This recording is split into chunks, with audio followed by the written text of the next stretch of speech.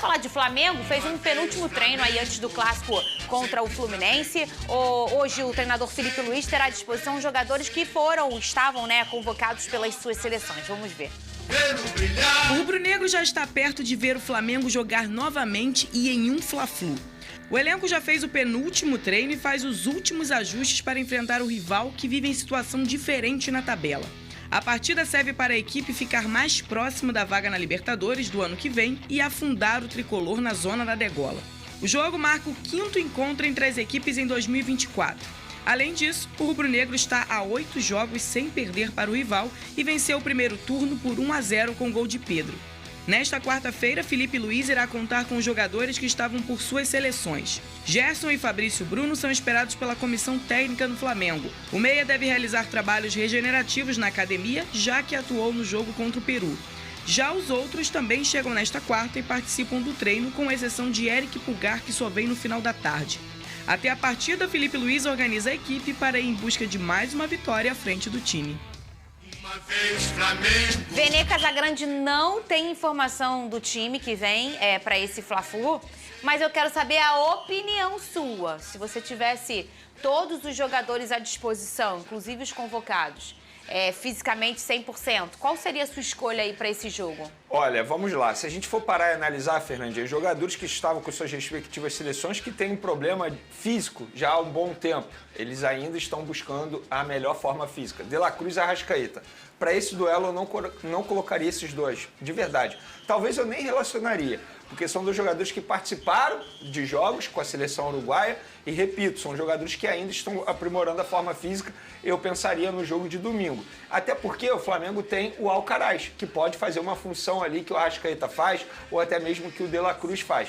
Esses dois jogadores eu não utilizaria e não utilizaria o Gerson também. Lembrando que o Gerson vem de uma sequência muito grande de jogos na temporada com a camisa do Flamengo, inclusive participou ontem do jogo da Seleção Brasileira, deixou o jogo com dores ali no pé. O próprio jogador falou na zona mista dizendo que é um problema na unha, que não vai preocupar, mas enfim, descansa esse jogador pensando no jogo de domingo. Aí talvez você bote um outro atleta ali, o Everton Araújo pode dar conta do recado nessa posição. Agora, o Fabrício Bruno eu colocaria à disposição, o Varela eu colocaria à disposição e o Gonzalo Plata eu também colocaria à disposição, e o Pulgar vai ser uma incógnita, porque ele ainda nem chegou ao Rio de Janeiro. Talvez eu nem relacionaria esse jogador. E jogou 84 minutos. Pois é, porque ele jogou ainda ontem. E pra mim é um jogador titular.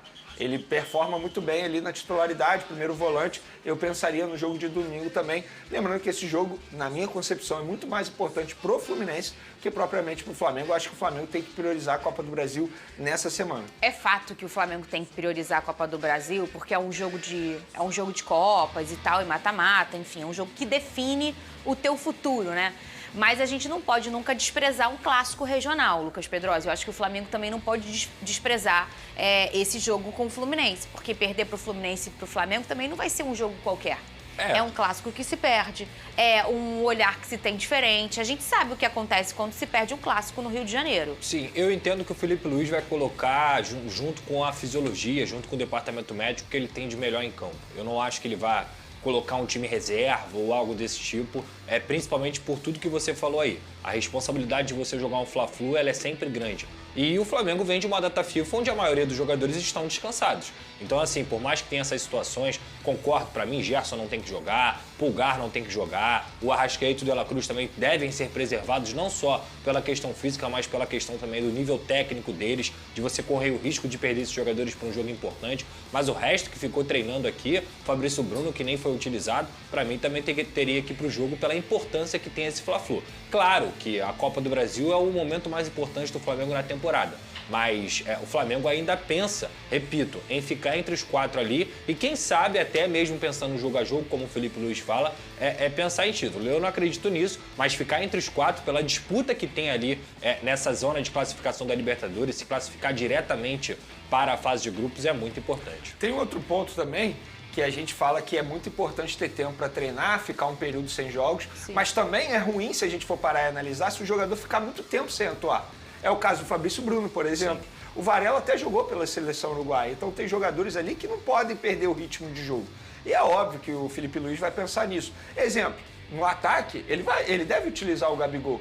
A gente não sabe o time ainda porque ele vai finalizar a preparação em treino na tarde dessa quarta-feira. Inclusive, não sei se eu falei ontem, mas sempre bom lembrar, o treino está sendo à tarde justamente para ter esses jogadores que estavam com as seleções ali também à disposição para essa atividade. Então, importante dar ritmo de jogo também a esses atletas pensando no duelo com o Corinthians no domingo. Vene Casagrande, conta aí se foi um drone seu, você que apurou. O Léo Pereira foi multado por quê? Bom, vamos lá. Primeiro eu vou explicar como eu consegui apurar essa situação. Na quarta-feira passada, na reapresentação do elenco após 3 dias de folga, isso precisa ser dito, o Léo Pereira não conseguiu chegar a tempo na reapresentação marcada para as 15 horas, o famoso 3 horas da tarde. Ele chegou tarde, perdeu o treino e fez um trabalho individual ali passado pela comissão técnica. Como eu consegui apurar isso ontem apenas?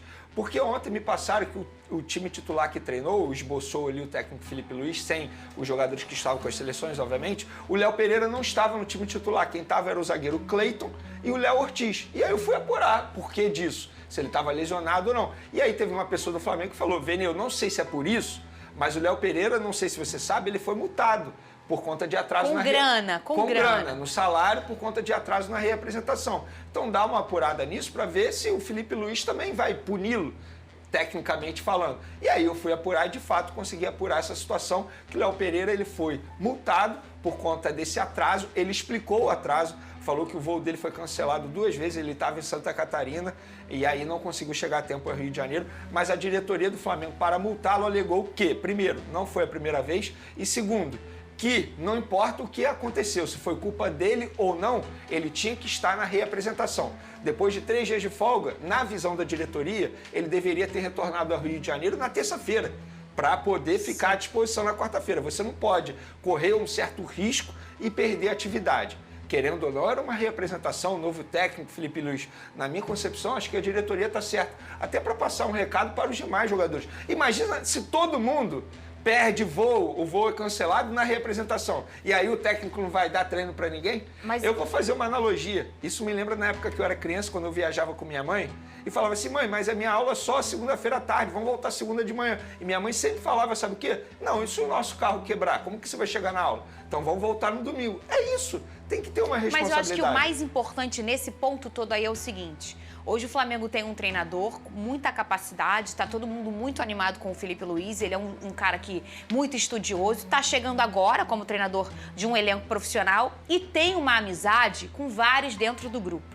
Eu acho importante isso ter acontecido por parte do Flamengo, até para sinalizar, olha, não vamos misturar as coisas. A gente é parceiro, a gente é amigo, a gente se dá bem, mas a gente tem regras que precisam ser cumpridas. E se você não cumprir, você vai ser punido, Pedrosa. Eu acho que foi muito pertinente, até muito para proteger o Felipe Luiz e a moral que ele tem como treinador. Eu entendo, Fernanda, que essa nem é uma decisão do treinador, é uma decisão da diretoria. Porque quem comanda a diretoria esportiva do Flamengo é quem tem que tomar a decisão de multar ou não. O treinador, ele tá ali, obviamente, para fazer a gestão de grupo, tá. Mas o Felipe Luiz não vai chegar e falar para a diretoria e falar assim, multa o Léo Pereira. Mas e o fato dele não escolhê-lo como uma peça? Não, mas olha só. Aí é porque ele chegou atrasado. Não, mas olha só. Não, foi no outro dia, o que né? aconteceu ontem, na atividade de ontem, o fato do Léo Pereira ter ficado entre aspas, no time reserva, não quer dizer que ele será reserva Eu no já Fla-Flu. entendi, mas ele não treinou no titular. Mas me falaram que uma coisa não tem nada a ver com a outra. Ah, não tem a ver. Mas assim... É porque foi ontem que ele não foi escolhido. Gente, a forma dele punir é dentro de campo mesmo. Eu tô falando a questão da multa é uma decisão da diretoria. E o Vene traz muito bem aqui. Você é reincidente. Porque quando acontece uma vez, há uma conversa ali, cara, não faz mais isso, uma advertência. Acontece de novo, você tem que multar para você justamente mostrar comando. Então o Felipe Luiz, o trabalho dele é muito mais da gestão, da conversa, e eu concordo com o Vene também. Não tem como você ter 3 dias de folga e atrasar na hora de ser representado. Olha, agora a gente também tem um outro... Não é um drone seu esse, né, o Vene? Foi o Globoesporte.com que publicou primeiro. A gente até depois vê o nome do jornalista. Explica essa história da Juventus tendo interesse no zagueiro Léo Ortiz, Vene Casagrande. Se eu não me engano, o jornalista foi o Caê Mota. Caê Mota. Eu posso estar errado, então foi mas, o drone enfim, dele. Desculpa, foi a galera do GE e aí a gente confirmou essa informação. O que aconteceu? O empresário ligou para o Flamengo falando que a Juventus da Itália tem interesse no zagueiro Léo Ortiz.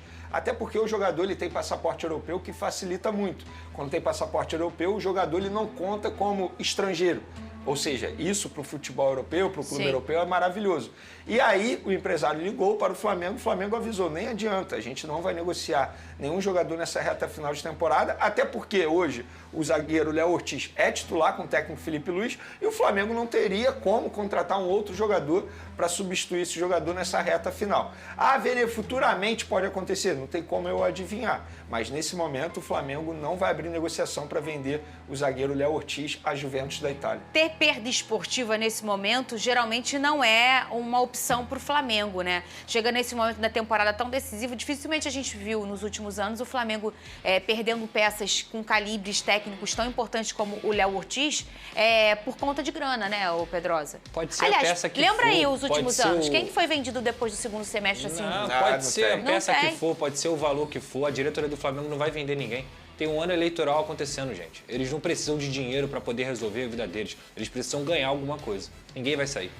Pois é. E assim, Pedrosa mencionou um fato que é extremamente importante. Ano eleitoral. Por exemplo, na segunda-feira teve o lançamento da chapa do Rodrigo Duche, que é o candidato da situação. Teve tuitaço nas redes sociais falando Duche não. Por que isso? Porque a bola não está entrando. O Marcos Braz não foi reeleito a vereador do município do Rio de Janeiro porque a bola não está entrando. Qual é a preocupação deles nesse momento? É a bola entrar. Eu duvido que eles vendam algum jogador, ainda mais se falando de um jogador que hoje é considerado titular, e mesmo que não fosse titular, é um jogador extremamente importante, joga de zagueiro, joga de volante. O Pedrosa foi muito bem lembrar aí que é ano eleitoral. É informação do drone do GE, do Caemota e também da Letícia Marques. Um Boa. beijão pra ela. Olha aqui, ó. Quem ganhou essa corrida aqui entre Gabigol e Vai professor saber Felipe ninguém. Luiz? Vene Casagrande, essa montagem aí viralizou. Que comparação é essa, Vene?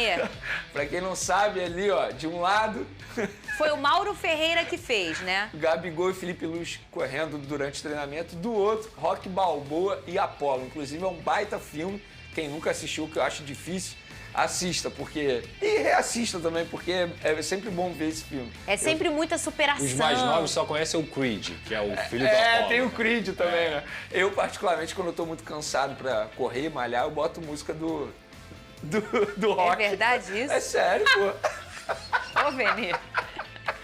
Aí, ó, esse menino, Mauro Ferreira, que foi... Pode chamar você de Maurinho? Brincadeira. Foi quem fez essa montagem. Ô, Lucas Pedrosa. Você entendeu essa do Maurinho? Ô, não, ele Claro. Ah, Ô, Pedrosa. Mas cuidado, não pode falar muito mal. é, vai lá. cuidado. Eu não, eu só perguntei pro nosso entendi. colega aí que fez essa O montagem. Luiz Henrique devia estar na Europa. Absurdo, né? Igor Jesus também. É. Negócio, vem aqui um cara, compra um time. Que absurdo. Eu acho um absurdo Pedrosa. o Thiago Almada vir ficar apenas até dezembro. Eu também. Acho um absurdo. Eu não isso. queria. Acho que não Pergunta pode pra mais. mim, Fernanda, você queria? Eu disse, Tá não. lá ele fazendo gol com o Messi.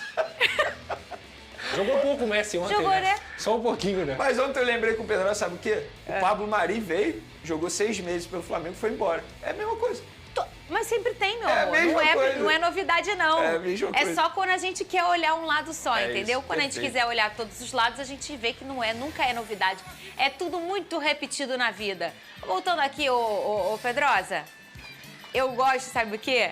Eu gosto dessa coisa do futebol, que agora a torcida do Flamengo tá muito animada com o Felipe Luiz, né? Aí eu adoro essas coisas. Aí vem montagem de tudo quanto é Eu, jeito. particularmente, eu vejo nessa foto aqui o futuro repetir o passado. Pedro. Ah, é? Aquela música do Cazuza é muito boa também. Entendi. Me lembra muito o Jorge Jesus, É entendeu? bom. É bom quando eles fazem muito meme, assim. Depois a gente usa tudo. Olha aqui, Vai ó. fazendo, vai fazendo. Luiz Castro desmente proposta do Flamengo. Totalmente falso. Desde que deixou o comando do Al Nassr, clube da Arábia Saudita, em setembro, o técnico português Luiz Castro está sem clube. Em entrevista recente, ele negou ter recebido qualquer proposta do Flamengo para assumir a equipe após a saída de Tite. Castro ressaltou que não houve contato por parte do time carioca e que as especulações sobre valores são infundadas. O treinador, que comandou o estrelado elenco do Al Nassr, com Cristiano Ronaldo como principal nome, revelou que a decisão de sua saída foi um processo inesperado.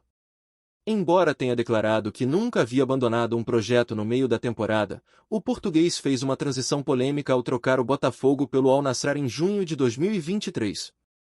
No entanto, sua passagem na Arábia terminou em setembro, quando o clube decidiu substituí-lo pelo italiano Stefano Pioli. Os treinadores ficam até quando a diretoria quer. Nunca tinha saído no meio da temporada, e foi algo difícil. Mas não me prendo ao que é justo ou não.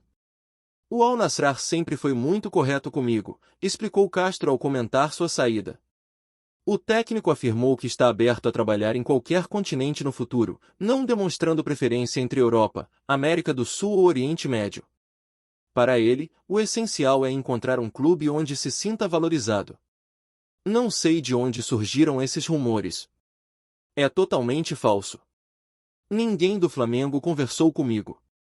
Quem ama futebol precisa estar preparado para tudo. Meu foco é ir para um lugar onde me sinta respeitado e querido, afirmou. Durante sua passagem no Al Nassr, Castro conquistou a Copa dos Campeões Árabes, o primeiro título de Cristiano Ronaldo na Arábia Saudita. No entanto, a conquista foi seguida por um período turbulento, com a equipe em má fase, acumulando 5 partidas sem vitória contra o Al Hilal. Em entrevista ao jornal espanhol Marca, o português elogiou a postura de Cristiano Ronaldo, destacando a determinação e profissionalismo do craque. Castro revelou que foi pessoalmente convidado pelo camisa 7 para comandar o Al Nassr, quando ainda dirigia o Botafogo. Cristiano sempre foi, e será alguém focado em ser o melhor. Ele quer quebrar recordes e marcar gols incríveis. No dia a dia, você percebe o fenômeno que ele é. Seu amor pelo futebol é evidente, e isso é o que o mantém no topo, declarou Castro. Atualmente, o Al Nassr ocupa a 3ª posição no campeonato saudita, com 14 pontos, 4 a menos que o líder Al Hilal. A próxima partida do time de CR7 será na sexta-feira, dia 18, contra o Al-Shabaab.